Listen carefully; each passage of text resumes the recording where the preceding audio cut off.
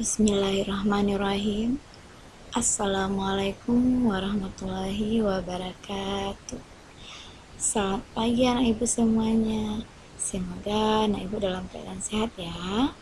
Ya anak ibu, sebelum belajar jangan lupa kita berdoa dulu ya.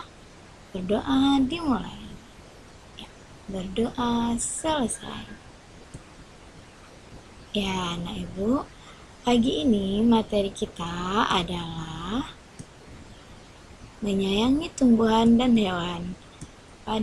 Di kelas 3, pada tema 2, subtema 1, pembelajaran ke-6, yaitu manfaat tumbuhan bagi kehidupan manusia.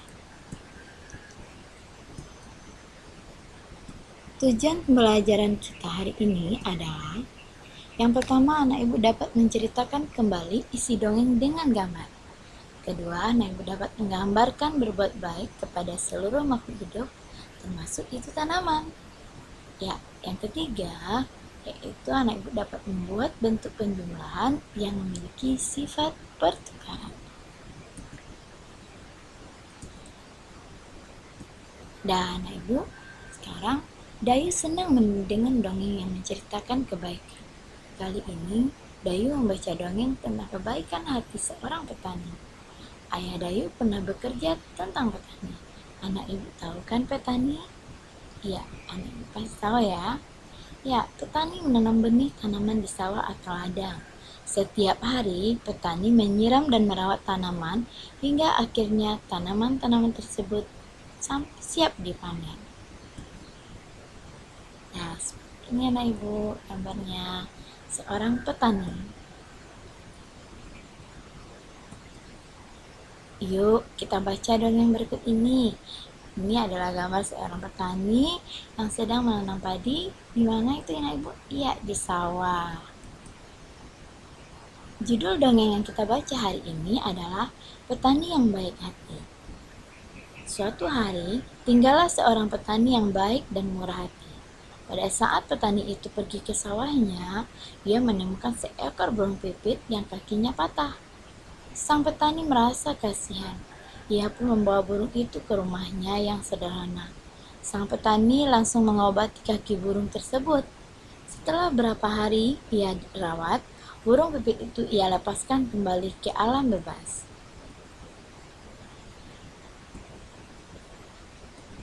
Nah, beberapa hari kemudian, pada saat petani itu sedang mengair sawah dan mencabuti rumput liar, ia didatangi oleh burung pipit kecil yang telah ia tolong. Burung itu membawa 3 buah biji semangka pada paruhnya. Ia memberikannya kepada petani itu. Setelah itu, burung itu pun pergi. Petani itu sangat berterima kasih kepada burung.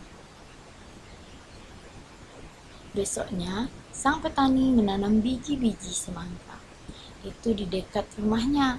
Setelah ia mengurus bibit pohon semangka itu, pohon semangka itu pun tumbuh besar. Semakin lama pohon itu menjadi besar. Akhirnya, pohon semangka itu berbuah juga. Petani itu sangat senang. Ia mengambil ketiga buah semangka itu. Nah, lanjutannya, pada saat ia membelah buah semangka, yang pertama keluarlah berapa bongkah emas dan berlian yang berkilauan. Petani itu merasa sangat kaget bercampur senang. Lalu ia membelah semangka yang kedua. Ternyata isinya adalah bahan-bahan bangunan. Petani itu merasa sangat bahagia sekali. Lalu ia membelah semangka terakhir. Ternyata keluarlah para pekerja yang siap membangun istana yang megah untuk ia tinggali. Nah, bagian kelima ceritanya, akhirnya karena kebaikan dan ketulusan petani itu, sekarang ia menjadi orang yang sangat kaya raya. Seperti gambar ini. Ia selalu membagikan hartanya kepada orang yang kekurangan dan selalu menolong orang yang butuh pertolongan.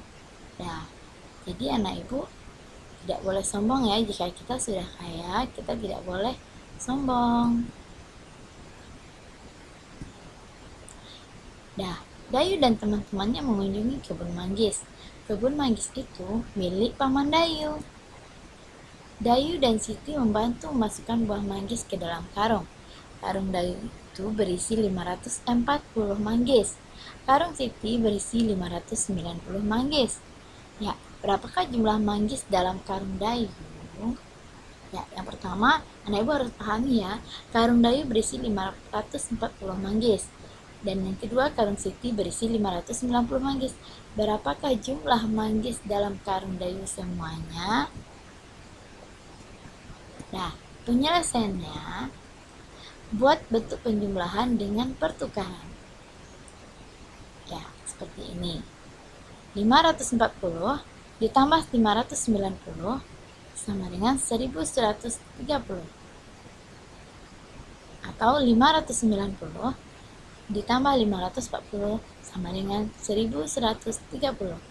540 ditambah 590 sama dengan hasilnya 590 ditambah dengan 540. Anak ibu paham sampai di sana pembelajaran kita? Ya, jika anak ibu sudah paham, maka tugas matematika kita ada 3. Anak ibu kerjakan ya, seperti contoh yang ibu telah jelaskan tadi. Yang pertama, soalnya keranjang Lani berisi 730 buah rambutan. Keranjang Edo berisi 400 buah rambutan. Berapakah jumlah rambutan di keranjang Lani dan Edo? Nah, yang kedua, Udin dan Lani membantu panen tomat di kebun nenek Lani. Udin mengumpulkan 630 buah tomat. Lani juga mengumpulkan 450 buah tomat. Berapakah jumlah buah tomat yang dikumpulkan Udin dan Lani? Ya, yang ketiga, Beni menyapu halaman rumah nenek yang luas. Ia mengumpulkan daun-daun kering dalam 2 kantong plastik besar. Kantong plastik hitam berisi 780 helai daun kering. Kantong plastik putih berisi 578 helai kain.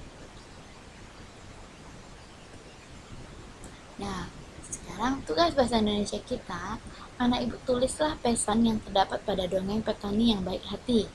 Yang kedua, anak ibu tuliskanlah perbuatan baik yang telah dilakukan petani yang baik hati. Nah, yang ketiga, gambarkanlah pengalamanmu bersikap baik kepada orang lain, khususnya saat mendoakan orang lain. Nah, sekarang tugas kita yang terakhir, yaitu tugas SBDP. Buatlah gambar yang menceritakan dongeng petani yang baik hati, sesuai paragrafnya masing-masing ya, Nak Ibu. Tadi berapa paragraf? Ada 5. Ya, berarti satu paragraf gambarnya ada juga. Paragraf kedua ada gambarnya, paragraf ketiga ada gambarnya, paragraf keempat ada gambarnya, dan paragraf kelima ada gambarnya. Selamat melaksanakan tugas ya, Nak Ibu. Ya, sampai di sini dulu ya, Nak Ibu. Kita akan bertemu lagi pembelajaran selanjutnya di subtema 2. Wassalamualaikum warahmatullahi wabarakatuh.